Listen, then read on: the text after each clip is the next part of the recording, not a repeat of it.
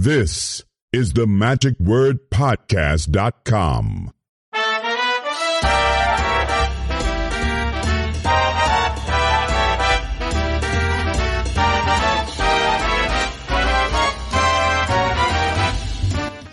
Well, we are beginning day number 3 in Charlotte, in North Carolina for the TRICS convention.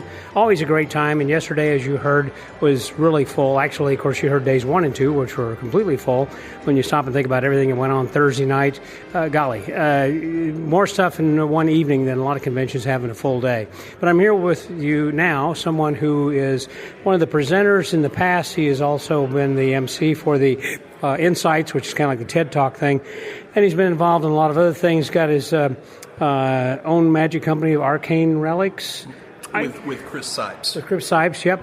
And so please welcome my friend Joe Daniels. Hey there, Joe. Hey, Scott. It's good to see you again. And you as well. So leading up to this, how involved have you been with all of this? Or did he just call you and say, hey, would you MC again, or what? Oh, no. We plan things out well in advance. We work on the next year's convention during the actual convention. And Do you really? Oh, yeah. We map it out years in advance in some cases, and people are surprised when they can't get into lecture, but we've got things plotted out, and in some cases have had people set aside time to secure them for following years. But I have to admit, this one has been a challenge moving into a new hotel. We're here at the Hilton, and it appears we probably will be again in next year. Because they're remodeling the other one where we were before. That's right. The Holiday Inn was going through an extensive remodel, and the Hilton has been great. The staff couldn't be more supportive.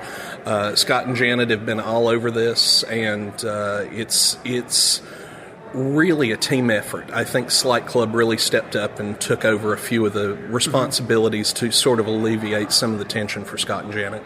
Yeah. And how many people are actually on the team or the organization?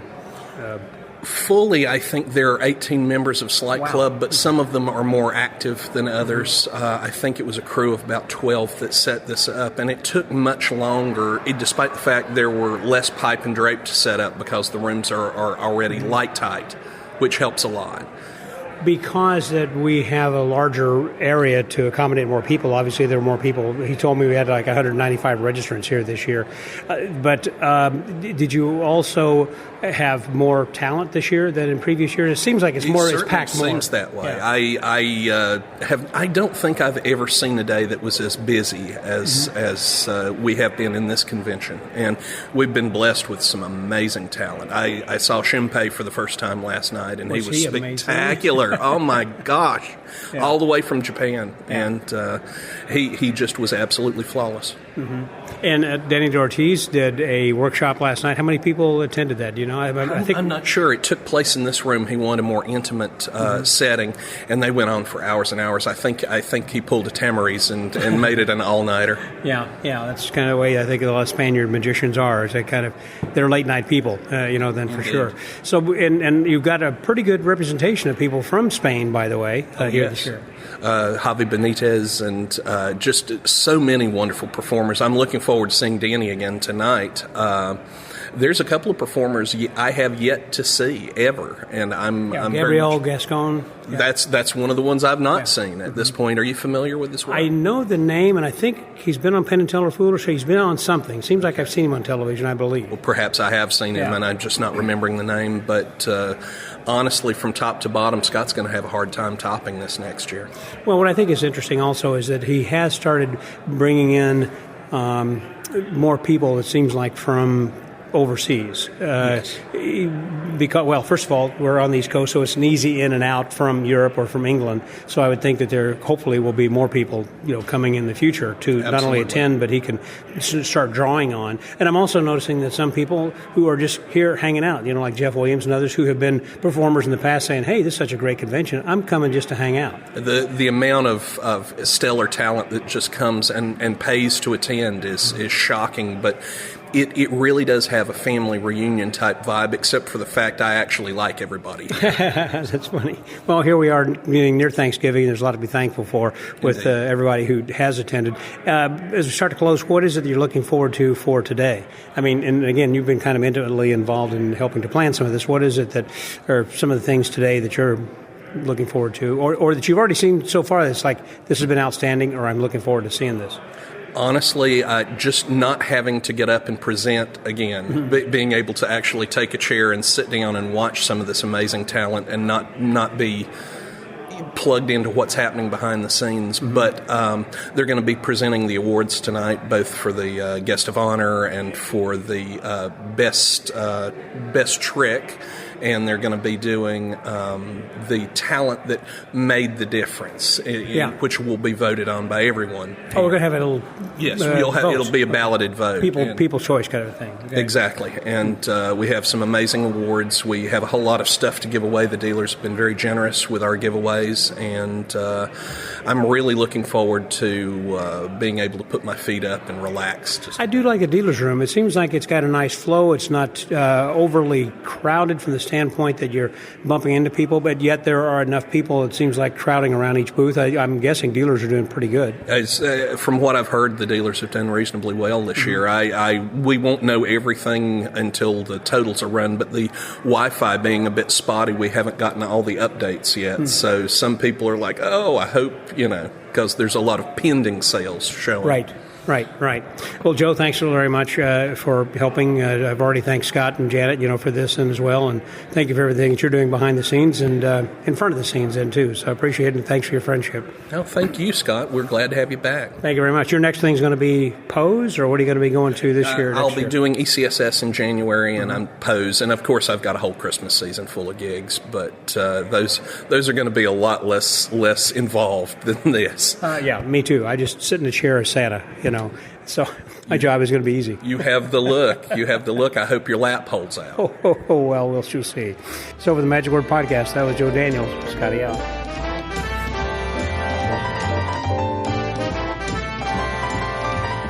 We are going, we just finished with Chad Long lecture, and we're getting ready here shortly then with the Eric Chien lecture, which is that right? Eric Chien? Nope. We're having Chien is coming up then next. But we got a few minutes, and I thought it'd be great to talk with someone who many of you know. If you don't, you should, and that's Brian Saint. I've got it with me now. Hello, Brian. How are you? I'm doing great, sir. How are you doing? Fantastic. So how are you enjoying this convention? Oh, this has been one of the best talent years I've seen. I mean, really just the biggest collection of good talent has just been really amazing. I mean, I really cannot think of a year that's been quite so good. And you've been coming for probably the beginning, right? You live out in this area? In this area, and many people don't know the very first one of these, I believe, took place in this hotel. Oh, really? No, I didn't know. And then we were gone for across the street, and now we're back here. And it's pretty amazing to see just how this has changed over the years, because it certainly does not look the way that it did the first year. So they remodeled this even since? Oh, this is big change, yes. Now, this is the university area, is that right? Yes, University area of Charlotte. So the school is right nearby here, which is why I guess they got several hotels and restaurants. Yeah, a couple miles down the road, yeah. Now, are you a member of the Slight Club? I am, yes. Tell me about the Slight Club and how this kind of got formed in the convention itself. Well, Slight Club, I haven't been since the beginning of Slight Club, but I came in just a few years after they started. And really, the great thing about Slight Club is that you really have magicians from about every direction you can have. You've got some guys who've done kids' performances, you've got corporate guys, you have mentalists, you have hobbyists, you have stage performers. So really, there really is not a better group that I've come across where I can offer a piece of material and get great feedback on. And that's the thing, is that this is not necessarily a magic club per se, where you don't have like politics or anything. You really come to learn and share, right?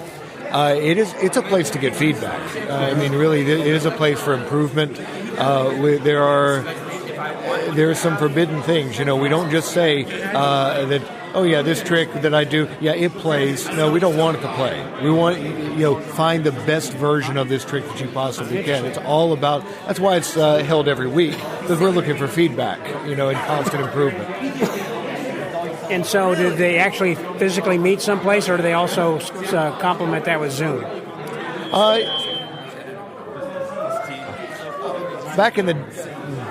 back in 2020, we did some Zoom meetings, but really we have a physical place that we meet.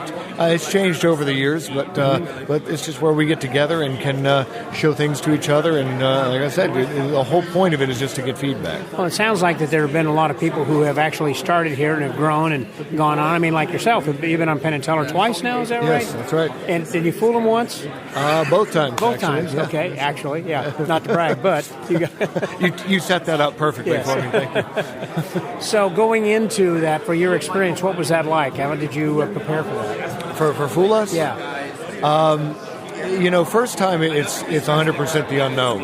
You have no idea what's going to happen. And as I've said many times, getting out there, they really treated me, the Fool Us team treated me like a rock star. And then the second time out, it was... it's more like going and visiting friends in many ways. But the way Slight Club helped prepare that was, really, again, it's.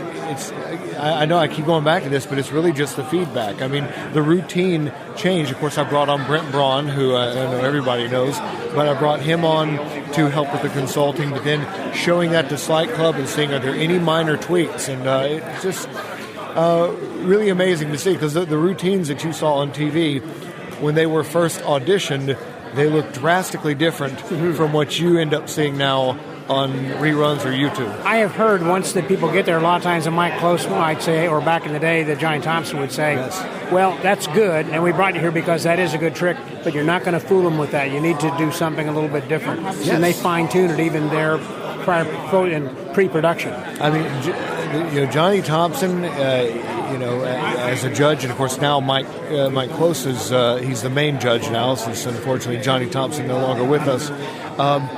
They want you to fool them, and the producers want you to fool them. That's great TV, and especially for this recent one, the cube trick that I did on the show. Mike Close, we did a Zoom meeting, I would say 2 to 3 months before I was out there. Because now it's done very differently. They don't do the casual rehearsals as they did back my first time on, which was 2018. Yeah. But now Mike Close will reach out to you a few months in advance. You do this meeting, and he looks at everything. And, he'll say, for that pause at this moment here, this sells this. I mean, just the little details. Of course, Mike Close being a genius at, just an amazing magical mind. So he can certainly pick out all the little details to make a trick look so much better.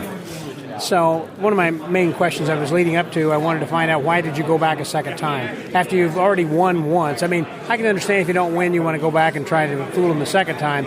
But if you've won once, like, I've already done that, but did somebody encourage you, or you thought I got something new, or the guys at Slight Club said go do it, or what? There were a few reasons, but the one that is for publication is I was doing a show at Scott and Janet's venue here in they had one in Charlotte. Yeah, Scott Robinson and Janet. They had the Magic Canvas. I was doing a show there. I had this cube routine that had been in my show for a year. And it's so funny. I like the trick, and it's one of my favorite things I've ever created. But I never thought of doing anything with it. Was this the one where that you had like a thing and you were exchanging the cube behind that? I saw that. It was fantastic. Thank you so much. It's a green folder. Yes. We talk about it being a green screen and how could you use this for TV. I love that. And when I did it at the show, I think it was the first or second night, there happened to be a few magicians in the room, a few Slight Club members. They had never seen this, and they came up to me afterwards and they said, "Why haven't you submitted that to Fool Us?" I said, "Because there's no way I'm submitting this to Fool Us, because I didn't think it should be on." Never thought, it sincerely never entered my mind. I said, "Okay, I'll send it to Brent and see what he says." Because Brent's been my guy for Fool Us, helped me. I sent it to him. He said, "Change this opening line to this," and he said, "I'd send it to the producers." And I mean, with 2 weeks later, I had a show that was going to have a good setup for taping. I taped my audition. I sent it to the producers. Said, "Okay, we'll see what happens." I mean, first time I was on, it was 2 months before they told me I was going to be on the show. Yeah. Since I sent the audition. This time, 3 days later, they were booking my travel. they really wanted this cube trick. So, wow, because it's so different. They get cards all the time. Oh, yeah. I mean, it's to get a card trick on Fool Us, good luck. Yeah. This just happened to be different, and all odds seem to be against it because they have kind of the same rule with cubes. But this one just happened to be different enough that they said, let's get this on. It was very good. Yeah, that was good. So have you thought before about America's Got Talent? I'm sure, like most of us, you've been contacted saying, come on, but... I'd say I have a date with the producers of AGT every year just to say thanks, but no thanks. Yeah. It's... You don't have an agenda or something you're trying to promote or sell? I mean, everyone can go read the Jimmy John story that's of the Mexican fisherman if they want to read that. It's one of my favorite stories. But the truth is, right now, I feel so much like I'm exactly where I want to be. I have a wife. I have 2 kids. Right now, they're age 3 and 1. And, the majority of everything I do is within 3 hours of where I live. So, this year, if you subtract House of Cards, where I headlined for a week, I've only been staying in a hotel away from home maybe about 7-8 times this year. So most everything, corporate events, I get to be right here in the area. Kind of a 40-miler type of a guy. Yeah, Will Fern is kind of like that then also. He kind of stays in an area. Yeah, I like it. I was in Colorado 2 weeks ago, or a couple weeks ago. I've done taped something in Hollywood earlier this year. I've done a few things where I've had to fly, New Orleans, things like that. But most everything is within just a few hours of where I live, and that's, to be totally honest, that and the fact that I do voice acting, that really is kind of a dream scenario. Both voice acting and magic are producing full-time, they're full-time jobs for me, both producing full-time. And your voice acting you can do from home also. I have a home studio and recording national TV commercials right from my home studio, which is, it really just doesn't get better. So I get to be with my family every morning when I wake up. Yeah. Pretty much. Well, thanks. I'm glad you're enjoying this convention. Anything else that perhaps that you've seen? You talk about the international talent and everything else. Something you've already seen that really knocked you out, or something you're looking forward to? The fastest response I can give is last night I did Danny DeOrtiz's workshop. Yeah. Which I know that was just for a select How well group attended was that? It was actually quite well. It was about probably 25 to 30 of us in the room. Yeah. And, for the first 30-plus minutes, Danny just did card tricks for all of us. And, in some ways, someone who's been a working pro for many years, like I have, over 20 years, I should be embarrassed to say this, but I'm not. He absolutely melted my brain for more than half of the tricks he did. Easily fooled me, and it just that's just he's on a totally different level. Yeah. Just incredible. He walks on an edge. Oh, he does. He explains psychology, and just his psychology. He's another breed of magician. Yeah. He's just been incredible. But like I said, everybody here, Eric Chien, who's won FISM. We have a lot of FISM winners in this room right now, which is pretty incredible. Yeah, you stop and think about it. That's true. And a lot of people who are creative types and published authors and everybody else who just comes and hangs out, which I think is kind of cool then too. All right, they're getting ready to start over here then. So thanks very much, Brian. Appreciate it. So for the Magic Word Podcast, that was Brian Saint. Scotty out.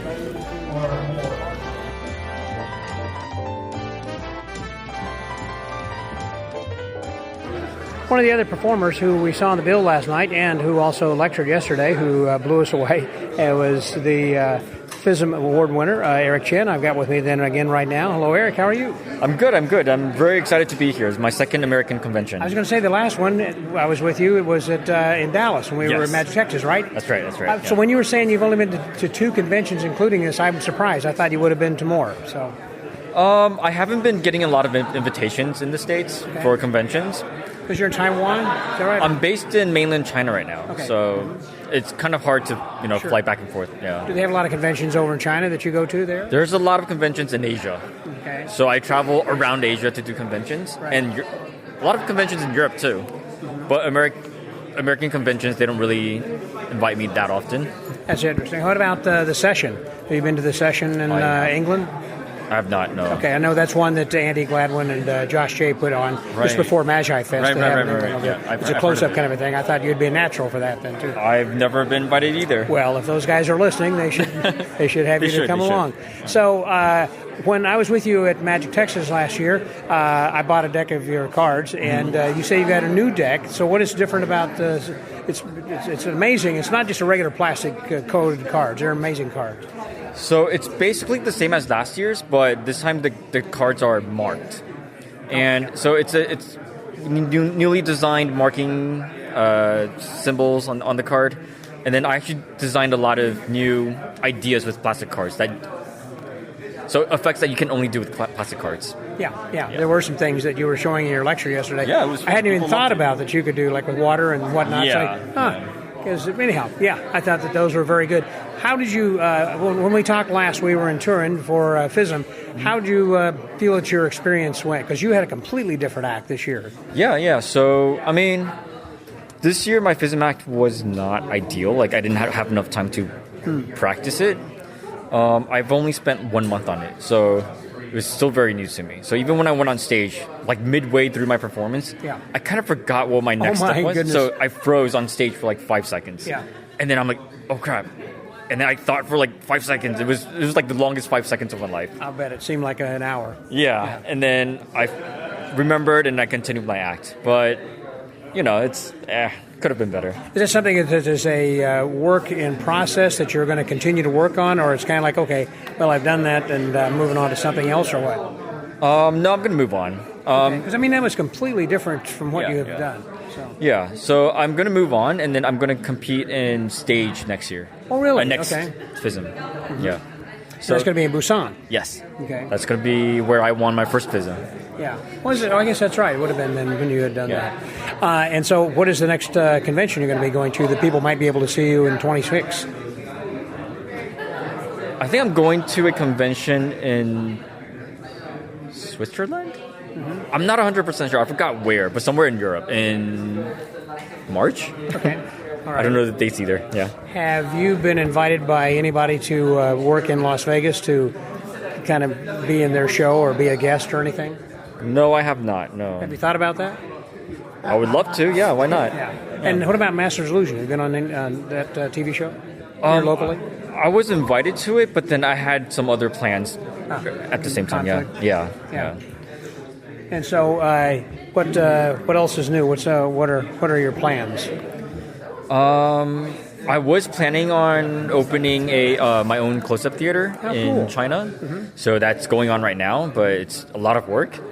I also have a completely new stage, 1 hour, 90-minute act or show coming up next One-man year. show. Yeah, one-man show. So I'm also very excited for that. Yeah. Okay. Wow.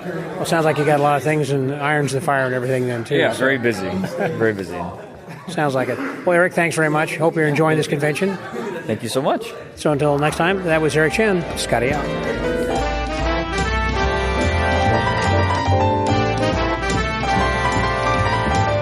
As many people you've heard so far say about what the talent has been here for this convention, it's been just a powerhouse of a lineup, and it's hard to say who is a favorite because it seems like everybody who comes up, that's my favorite. Oh, no, this is my favorite. No, this is my favorite. Everybody is really great. And someone who was last night's show, and you heard me say earlier, I was talking with Joe Daniels, I believe, and they said, who have you enjoyed? I said, well, Chad Long. Chad's my favorite. He's been somebody who's been a long time friend of mine, and I also recommend if you want to spend some time with him, go back and listen to our conversation we had when we were in Havana, and we had a lot of fun there at the Magic Cuba, and I've got him with me right now, Chad Long. Hey, Chad. Hey, buddy. Yeah, we did have a great time there, and I had a great time here. As much fun here as I did. Isn't this a great convention? It's so fun. First time at TRICS for me, and it's so great. It's one of those leave your ego at the door type of thing. You know what I mean? Everybody here is friends. And I've never done this convention. Of course, most of the people we know, but it's great. Yeah, the lineup has been amazing. I had so much fun last night on the show, and Chien just finished a lecture as we're doing this talk right now, and he was absolutely stunning. Standing ovation. Yep, yeah. Standing ovation. He's the nicest, most brilliant magician. And he's holding court now as we speak. That's the noise in the background. He's fantastic. Well, and, his use Boris of music here. and everything is just, in classical music, it just punctuates the accents. Yeah, I've never seen Open Travelers the way he does it. His Visitor is fantastic. He did the Visitor plot. Everything to music and just it's theater. Yeah, I remember seeing it was brilliant.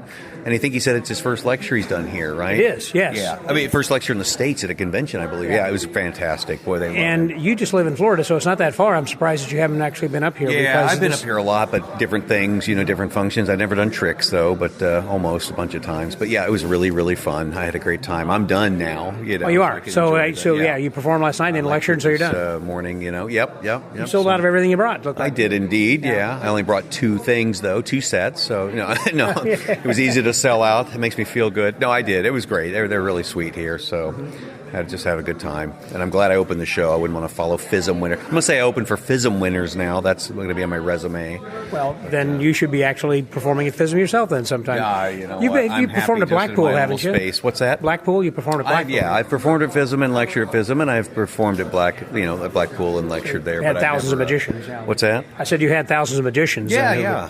It was a lot of fun. I know you've been there many times. You go every year, of course, right? A lot. I've been there 3 or 4 times. Yeah, it's great. I love it. But this is great. Great to see you again, buddy. Yeah.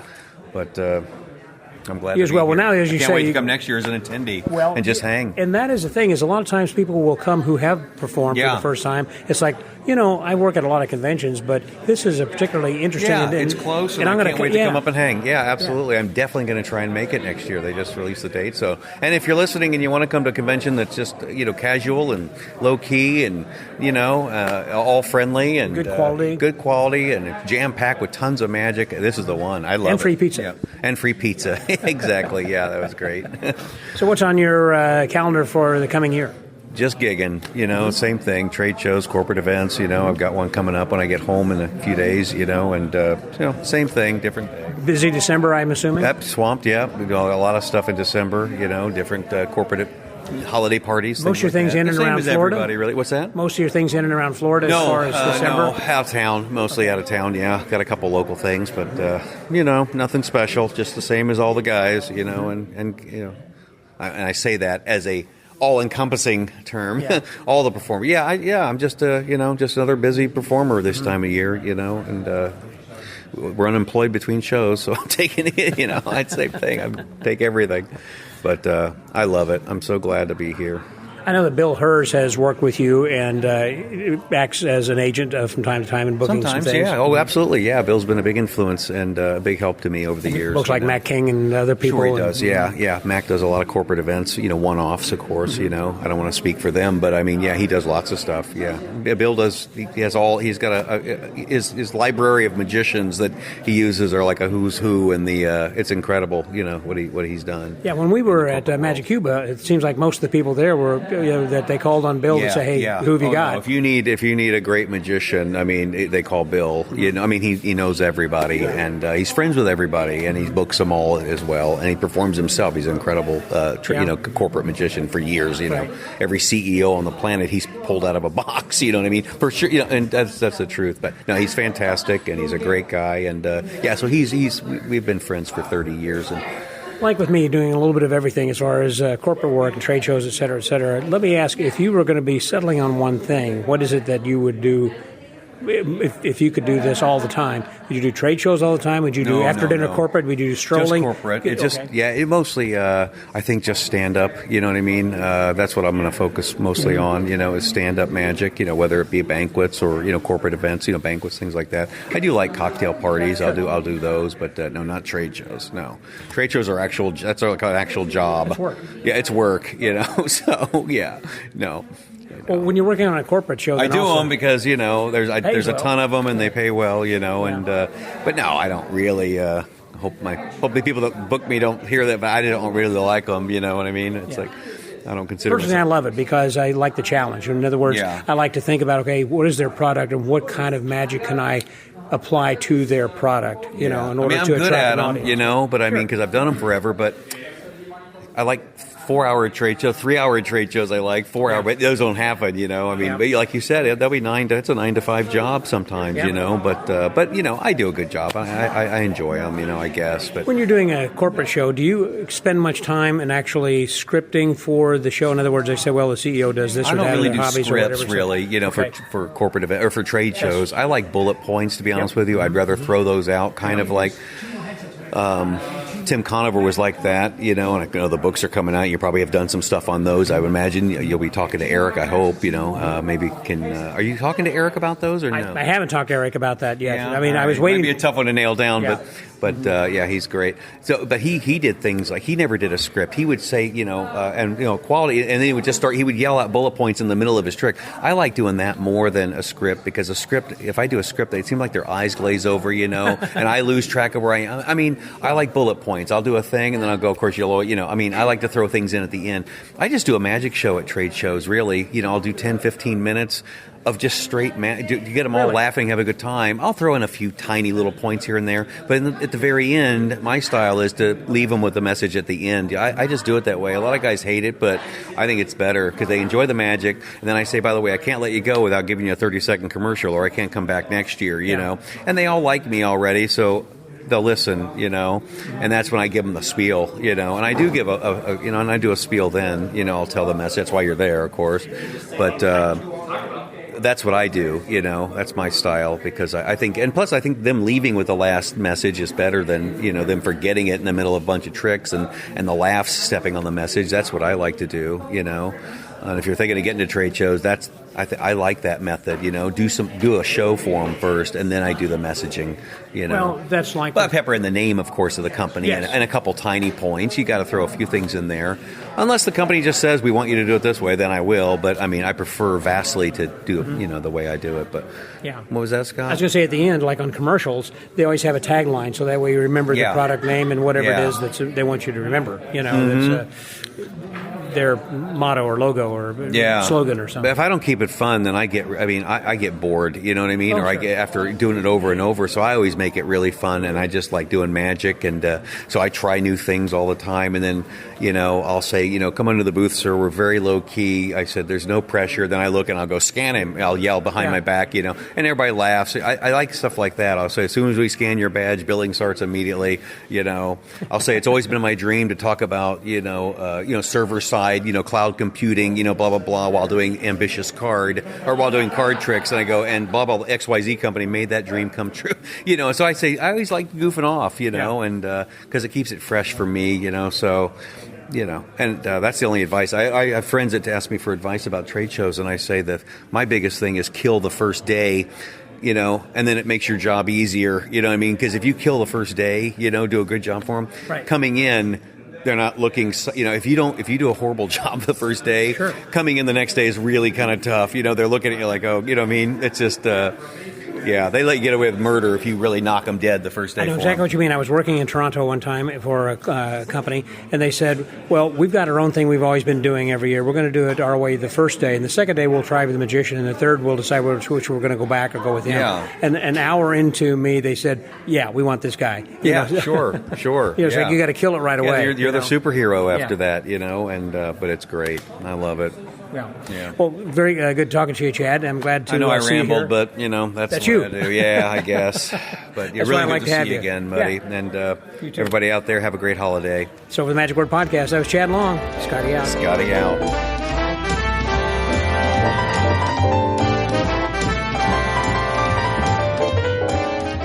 We are starting to wind down the convention. We just had a great day today. Shempe really knocked it out of the park. I thought he was fantastic with his lecture this afternoon, and then we had Danny D'Ortiz, which, man, what a combination of those two. I mean, back to back and bang bang. They were just amazing. But I got with me then someone right now that I'd kind of like to hear his take on this whole convention that I'll speak to from time to time. That's one of our patrons, one of the people that I appreciate your friendship and being a friend of the Magic Word. And here is John Wolfe. Hey, John. Scott, how are you? A belated birthday for one day away. Thank you very much. It was a nice day yesterday. I was glad that I was able to do that insight. That was kind of fun, too. I felt like at my birthday that I could tell people about one of my passions about this podcast. So, anyhow, you had a great day. Thank you very much. Tell me about the convention. What have you liked so far that you've been seeing here? So I think that Scott and Janet switching to this hotel was a great choice. It's a great location, lots of restaurants within walking distance. The room where the lectures are is a lot roomier now, and the places where you can session are wonderful, and they were worried that it would lack intimacy. But really, I think it's the people that come here that create the intimacy, not the physical layout. Well, it's a good point. And the way they had the tables all set up, I think that it did provide for that. And I did see a lot of people, sitting around late into the night who were sessioning with Danny Ortiz and several other people who were just here, Jeff Williams and others that were in Chad Long and whomever, staying up late and having fun with everybody. Well, and being able to hang out with what are some of your Magic heroes.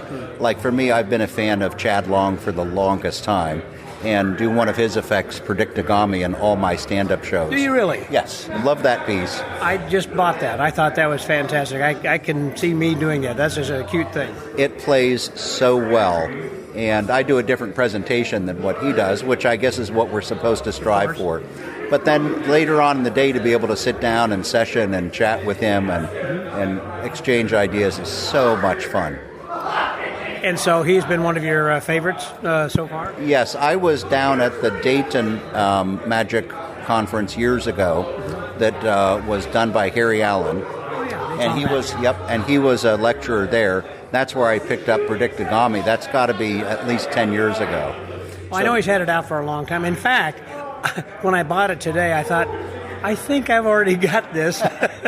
I bought it at the time thinking I was going to do it and put it aside and went to another convention and forgot about it. So I already bought a duplicate book here at this convention. I was going through the list and I'm like, oh yeah, I have this pamphlet, so I can give it to somebody else.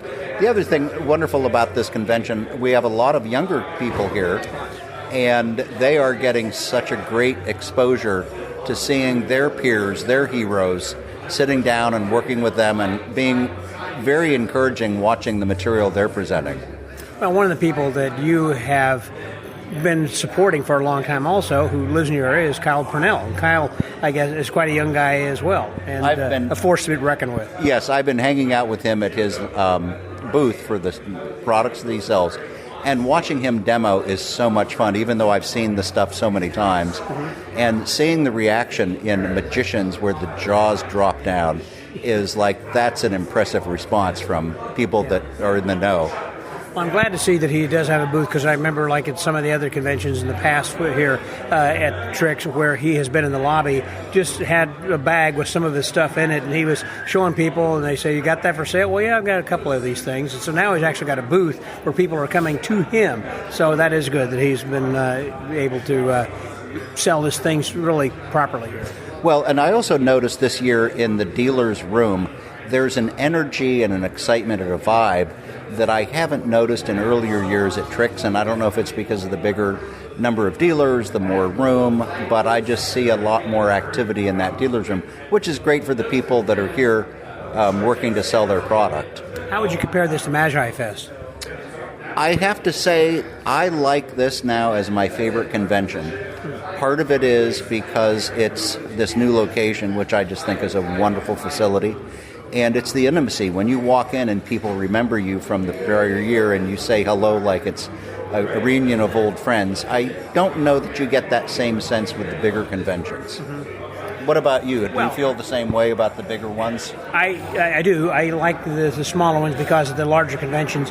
I feel as if that I don't have time, except because of my podcast, I can have a little quality time. Other than that, I'm just kind of, I hate to be looking over someone's shoulder for the next person to talk to. And I don't. I mean, I like to look people in the eye when I'm having conversations with them. And if somebody passes by, it's like, I'll get with you. But there are so many people to see. Let's say like a Magic Live or something like that. Right, and it's less exhausting. That's true. Yep. But the reason I was comparing that or mentioning about Magi Fest is because they have an emphasis also on youth, just as it seems like that Scott Robinson does here with this. Yeah, their youth program that they do every year and the camp they do for the younger magicians, I think is great. And, what a great way to encourage and get kids excited about magic and really have that bug take a hold like it did with us. Yeah, that's true. And this has been just a really good convention. One of the things I think they've done in the past, and that is having the most valuable person, in which you can vote. And this is the first year they've actually been able to do it online, so you don't have to have a paper vote, which is kind of cool, that you can actually go to their convention. They've got a special site, and you could submit a vote, so that's pretty cool. And I think that's one of the charms about this convention, that they focus on that as being an important element, and of people getting along. And it's not about, we're going to have a competition for close-up and for stage and for this and that, which has its place. But I think this is just more of a collegial setting. I hadn't thought about that till you just mentioned, that is that there is no contest here. We have no contests with close-up or stage or whatever. There's plenty of magic to do without having contests.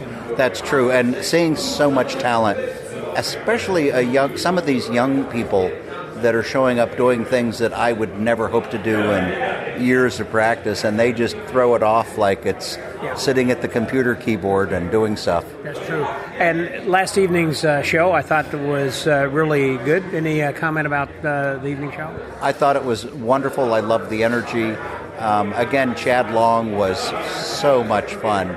What a way to kick it off. Yeah, not to take away from anybody else, but he is my kind of magician just because I do that kind of a show myself. Yeah.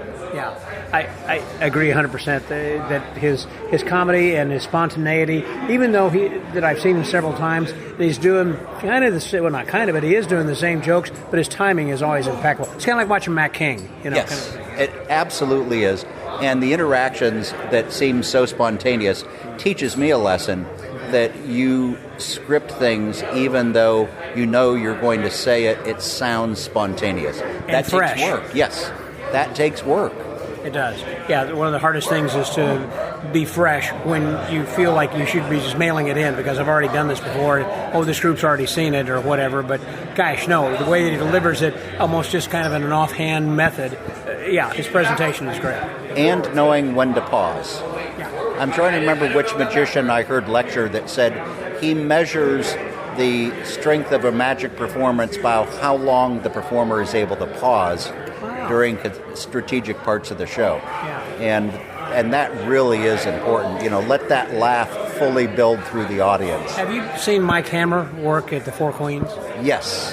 There is a guy who I think is a study in that, exactly what you're talking about, John, because he is manic on stage and everything, but when the magic is getting ready to take place, he pauses for just the right amount of time to kind of draw attention because he's moving so fast and everything, and all of a sudden, when he stops, that's that pause that makes people draw attention to that. And then he does it. It's like, oh my gosh, that was the mystery. Because if you continue to do things too fast, people glaze over and say, did something just happen? I missed it. But he does it perfectly. You have to let the spectator's mind wrap around the fact that they have just seen something impossible and take that moment to let it sink to that full level of appreciation.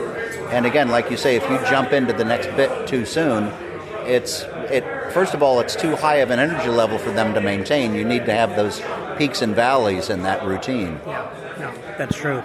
John, thanks very much. I appreciate your insight on there. It's very good always to have a chance to chat with you. It's always fun to talk with you. Thank you. Thank you very much. And while I'm at it right now, I just thought, since I mentioned he was a friend of the Magic Word, I haven't mentioned this in a while on the podcast, but I'd appreciate that for those of you, since it was my birthday yesterday. If you want to send me a birthday gift, that'd be helpful. If you wanted to become a patron of the Magic Word, just go to patreon.com and you can you can pledge your financial assistance, or you can make donations, however that you wish to do it. But we have a lot of expenses that are associated with the program, and this helps offset a lot of those expenses with what you can offer. And so I thank everybody who has assisted over the long number of years. We're coming up on number 950 soon as far as the number of podcasts, and going up to 1,000, and beyond that, we'll see how we go from there. But right now, it's just been a lot of fun, and I appreciate each and every one of you guys and gals around the world who are listening, and it's just been amazing. And we'll talk a little bit later after the show to kind of get a wrap for the rest of the convention. John, again, thank you very much. Thank you. So the Magic Word Podcast. That was John Wolfe. Scotty out.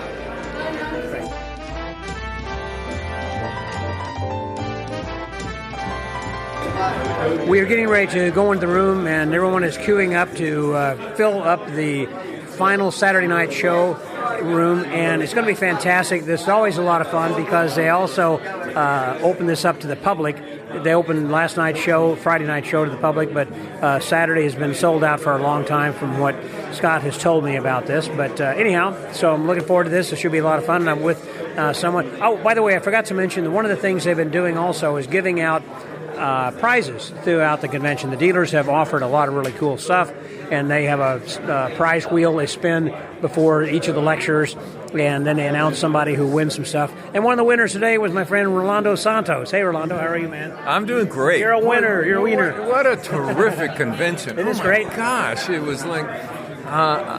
it just builds, and the wow factor, if you listen to people talking, just gets better and better and better. I'm having a tough time figuring out what I had more fun watching. The magic has just been spectacular. Danny Dorti's lecture tonight, I mean, he got a standing ovation, obviously, right? And all the effects, you look at them, and they're spectacular, and then he walks you through them, and you think, wow, what was he thinking? How did he put it together? Yeah. You know? And then after he does everything, then he says, okay, well, I got the lecture notes, and they're all self-working. Yeah, absolutely, practically. Absolutely. They're so all psychological. Yeah, I would say they're all within the reach of beginner to intermediate in terms of technique. Yeah. Now, in terms of presentation, probably intermediate a little bit more than that.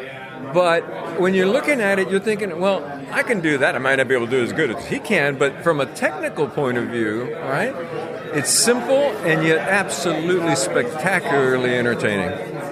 And before that, we had Chien. Oh, my God. What'd you think of Chien? Oh, it's the first time I've had an opportunity to see him in person. What he does to music and how he went about, as he was telling us, putting the pieces of the music together with the beats, right? I was talking to a couple of magicians afterward, and we both came to the conclusion that his music acts as a kind of misdirection. Because if you look at the steps that he does, there are a couple of things in there where you said, well, no, that wouldn't work, and yet it worked beautifully because the music, it's done in a flow and in a sequence, and it's in the middle of a sequence, and you miss what would normally be the jarring, I won't call it an error, what's the word I'm looking for? The thing that doesn't make sense, because it's part of the flow of how he does it, and he has these elegant hands, right? And don't you wish you had his hair? Yeah. I was thinking that very thing. The way his fingers move is like, if my fingers don't move like that. No, it's just elegance. Yeah. Elegance. Especially when you think about, in his particular case, you're standing up there and you're looking only at his hands because they have an overhand view, right? And you're looking at, these hands could be in a commercial, right? Because they're long and they're elegant, and the way he moves his fingers, it's just, so smooth. Yeah. And, of course, then we had Chad Long, who had, I think, kicked off the day. That's hilarious. Lecture. Yeah. Yeah. There's this one bit that he did that's going to be hard to explain, but most of us have seen card productions, right, from your hand. I've never seen it come out of the wall like he made it look. It truly looked like it was coming out of the wall. And I happen to be right next to him, and I'm sitting there staring at him doing it as he's teaching us, and it's like, I don't believe what it looks like this close. Sure. Now, of course, you're past international president of the International Brotherhood of Magicians and have attended a lot of different conventions. Of course, you and I also share a commonality with the bizarre and the kind of the weird kind of conventions that we attend, which are much smaller than, too. And those are much more intimate because just of the general interest. They're not like the general interest of the IBM or SAM type conventions. How would you compare this to the larger conventions. If somebody was thinking, okay, well, I've got X amount of dollars in my convention budget to spend, should they be looking at a larger convention or a smaller one like this one, or indeed this one? Well, obviously, I'm going to plug the IBM convention every year, but putting that aside, I would come to something like this. First of all, there are only 200 people here. That's all he ever has. And secondly, this is a very friendly group that you can sit down no matter what your level is and sit at a table afterward in session. And even though you're dealing with amazingly professional people, they all want to share stuff with you. And they know that you're here to share stuff, and they make time for you. It's not like occasionally you run into situations where the conventions are so big you never really get a chance to sit down and get to know anybody. Right. And that's not the case here. This is I think my 6th year here. And every year is just like coming back to family. And the performers, when they come here, they know this is not your typical, I'm going to go perform, then I'm going to go back to my room. They actually spend a lot of time, and it's designed so that you have sessioning after the lectures and stuff. And they'll just sit there with you, and it doesn't matter what your level is. And I think that's very important, because I remember the first couple of times, for example, 4F, right, which is a spectacular close-up invitation-only convention. My strength, as you say, is storytelling and bizarre magic. And even though I qualified to go in and pass the exams, right, in terms of being able to do the skill set, you're sitting there with people like, in those days it would have been people like John Bannon and Jay Marshall. Right, Jay Marshall and Patrick Page. And you're, how do I sit at this table with these legends? And yet they'll bring you in and make you part of it, right? And my skill set is this. John, I'll never forget John. They were going to go session, right? This is Bannon and Patrick Page and a bunch of people. And I'm way out of my element in terms of card dexterity and stuff. And so I start to go back to my room, and John says, "Where are you going?" I say, "Oh, this is not my cut." And he goes, No, Rolando, I can't tell a story. That's your strength. You belong at this table for what you do, not for what we do. And I never forgot that. Well, this convention, there's none of that. It's like you belong at this table simply because you have an interest in magic and you want to be here. And that's it. Yeah. Two other things. One is we have a lot of youth here this year. And number two, we're in a new venue, which they're going to be holding again here next year. I understand that they're going to be remodeling the place where we were for another year, but I don't know if they're going to go back there or not. I kind of hope that they don't, because this is just a great location. But I do want to echo what you've been saying, is that's great, and it is very inviting to the youth to be able to sit around these tables and learn from the experienced magician. Yeah, and you know what?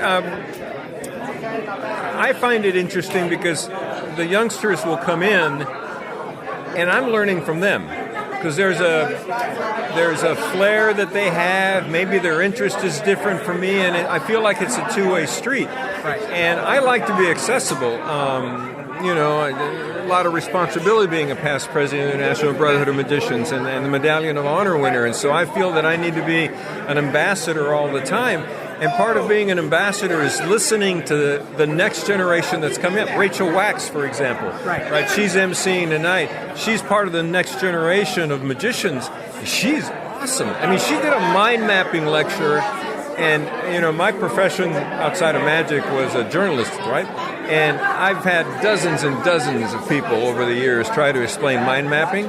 Right. She did the best job I've ever seen. And as a performer, she's rock solid, right, Bo? She's the new generation. So it's fun for me as one of the old guys now to turn around and see what the new guys and new girls are doing. Yeah, good point.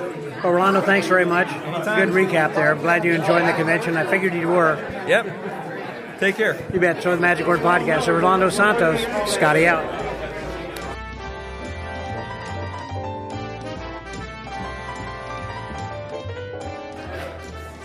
I haven't had a chance really to get into the dealer's room to talk with many or any of the dealers, and I think we've got about a dozen dealers who were here this year.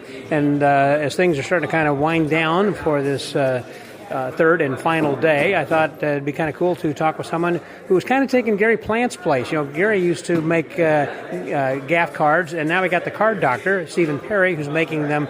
And if you need a card made or something that's already been pre-made, he's probably the guy you should check out. Here he is, Stephen. Hey, doctor. How are you?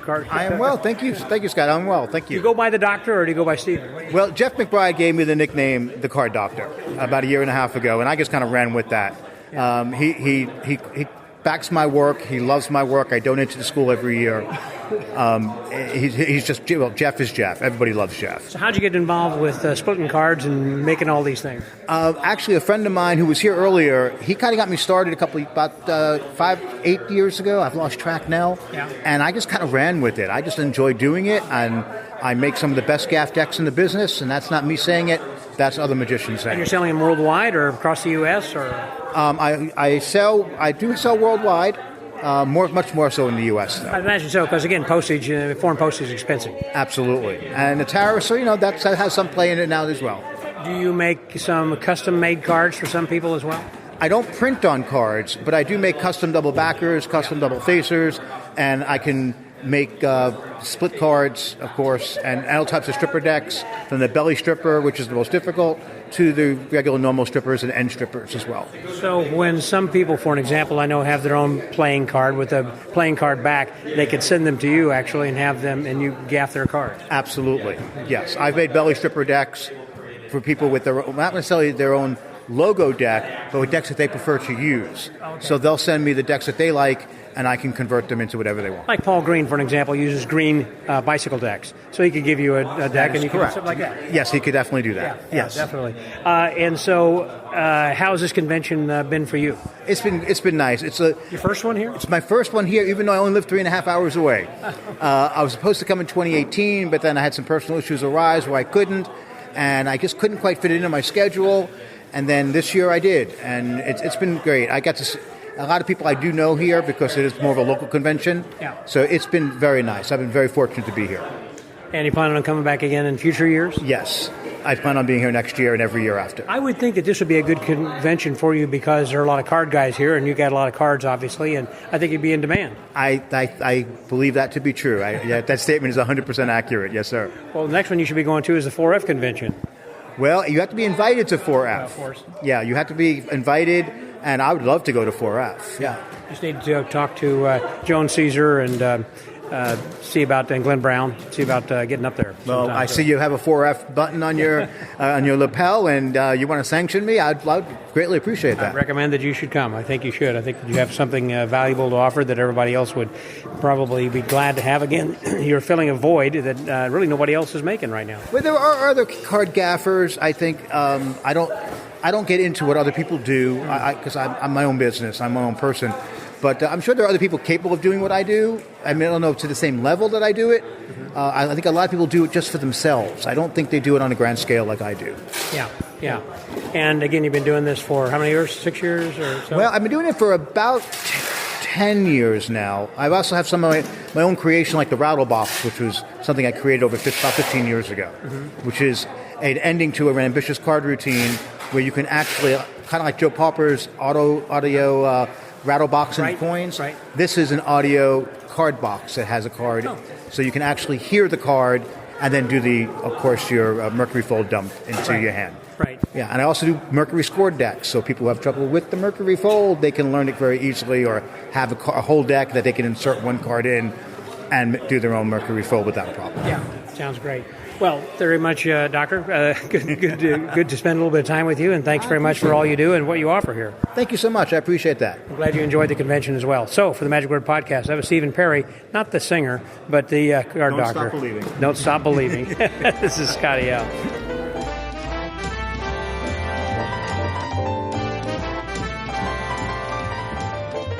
We've just finished the evening show, and it was a phenomenal show. I don't know how things could possibly get better. Each show, each lecture, everything just seems to get better and better. And we also had awards that were given out today, or tonight, and one of them went to my guest who's going to help us with a wrap here right now, David Corsaro. Hey, David, congratulations. Thank you, Scott. Love being on your podcast. Thank you. What was the award? Now, this is what? It's called Shine Your Way, and it's basically something that they give out to the people that they feel like is taking the time to make a difference in the magic community, both for magic and sort of humanitarian type reasons. And you've been doing some things with the Diabetes Association. Yeah, for about 15 years now, I've been doing a lot of work with Breakthrough T1D. Used to be an organization called JDRF, Juvenile Diabetes Research Foundation. Now it's called Breakthrough T1D. And my wife and I and my entire family do a ton of fundraising throughout the course of a year because my son Matthew was diagnosed with type 1 when he was 1 year old. Wow. So we do a ton of work with our team called Miracle for Matthew, and we raise money all year long and try to spread awareness of the disease and what people can do to understand it a little better. Is that something that's nationwide or just in New York City area? Or so our team is kind of just our team. Thankfully, there's thousands and thousands of teams all across the country who walk and raise money for T1D. And every year we have a walk in Jersey City, New Jersey, with literally thousands of people that show up for our team and other teams as well. And I think this year they raised $160,000. Our team itself raised like $24,000, $25,000. Wow. So yeah, really proud of that. And if somebody wants to find out more information about that, where do they go? Perfect question. So they can go to miracleformatthew.com. That's my son. So it's miracle4Matthew.com. And they can learn all about the disease. They can learn how to sort of help spread awareness, look for the warning signs of it, and then find out where they can donate. Because that's something that, I mean, you said your son had that since 1 year old, but anybody could have that at any time of their life. Any age. It used to be something people thought only kids got, which is why it was called juvenile diabetes. That's why they changed it. That's why they changed it. So T1D, type 1 diabetes, is something that anybody can get literally at any time. Yeah, wow, amazing. Well, thank you for all that you do, and congratulations on that. Thank you for all you do. Congratulations to you. First off, it was your birthday the other day. Happy birthday to you. Thank you very much. Thank you. This has been just an amazing convention. I'm glad that I could be a part of it, and they kept bringing up my name from time to time from different things. It was funny jokes, and had a great time. And I always enjoy getting the chance to see you and the 4F convention and everything then as well, because you always do a lot of comedy writing behind the scenes. I know, like with Steve Bragazzi and Rick Merrill and some of the other guys and everything then every year. When you do that, do you get together with them like months in advance or think, okay, what are a few things? Or it depends. I mean, with Rick and Steve, it's a little different because they know they're doing it every single year. Yeah. For conventions like this, sometimes I'll have a host or somebody reach out to me and kind of go, hey, would you mind helping me write a couple bits? And I was lucky enough tonight to work with Rachel Wax a little bit, very, very little bit, because she is so ridiculously funny that I really didn't need to do much. Naturally funny. She is so naturally funny, and she understands how to write comedy. She understands what makes a good joke versus a mean joke, and how to play it really well. Her character is perfect at it. She walks that age perfectly. Oh my God, she's so fantastic. Yeah. I'm in awe of how great she is. I'm surprised that she hadn't had her own Netflix comedy special yet. Well, let's get a letter writing campaign going, and let's get her on that. Let's go. Now, she works, I know, at the Speakeasy Magic. Speakeasy Magic. Do you work there from time to time then as well? Yep. Okay. Yep. Rachel's one of the little bit more regulars than I am. I'm only there a couple times a month, but she's phenomenal there. Everybody who works there is really incredible. Are you involved with the Monday Night Magic still? Or? I'm still involved in Monday Night Magic as well. Not too much, just a little bit here and there. 3 years ago, I started my own residency at a place called City Winery in New York. So once a month, I do a show there where I also get to bring in other magicians. Rachel's performed a few times on that show. Harrison Greenbaum, Eric Diddleman, Jason Saran, Mark Zakaria. I've been able to bring in all of my friends and have a great time doing that show. That sounds fun. Well, back to this convention, what have you thought about this? This has been amazing or what? I mean, this was like an A+, every single performer, every single lecture. There really was zero weak spots in this entire convention. Mm-hmm. I mean, if any one person at this convention could have headlined and been the talk of every other convention that I've ever been to.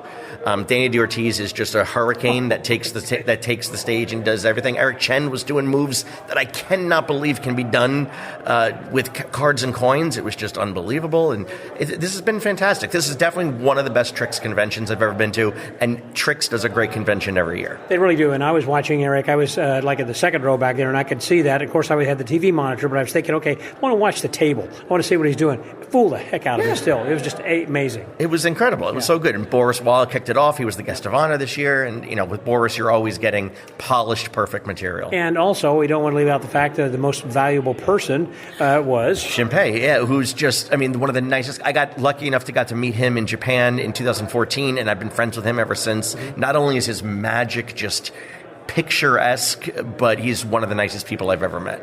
So let's talk, since we've talked to some other people already about what's been going on today, let's kind of cover the show. We started, of course, with Rachel Wax was the MC, and she was doing a great job and just kind of walking the line like we said. Yep. And then we opened them with Boris Wilde doing something different for him. Yeah, something very different, something I haven't seen him do before. It was really great.